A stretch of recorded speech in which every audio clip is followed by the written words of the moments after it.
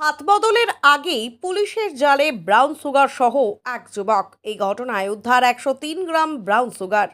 গতকাল গভীর রাতে গোপন সূত্রে পাওয়া খবরের ভিত্তিতে শিলিগুড়ির খড়িবাড়ির পানি ট্যাঙ্কি সংলগ্ন ধাকরু মোড়ে সন্দেহভাজন একটি বাইক আটক করে খড়িবাড়ি থানার পুলিশ।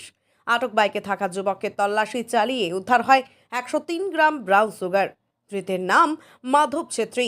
ধৃত খড়িবাড়ির গোগারু জোতের বাসিন্দা। এরপর মাদক কারবারের অভিযোগে যুবককে গ্রেপ্তার করে খড়িবাড়ি থানায় নিয়ে যায় পুলিশ। ধৃত মাদক হাত বদলের জন্য এসেছিল।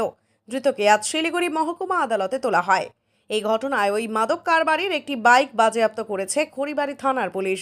এই চক্রে আর কারা জড়িত তাদের খোঁজে শুরু হয়েছে তদন্ত। ব্যুরো রিপোর্ট, আমার বাংলা।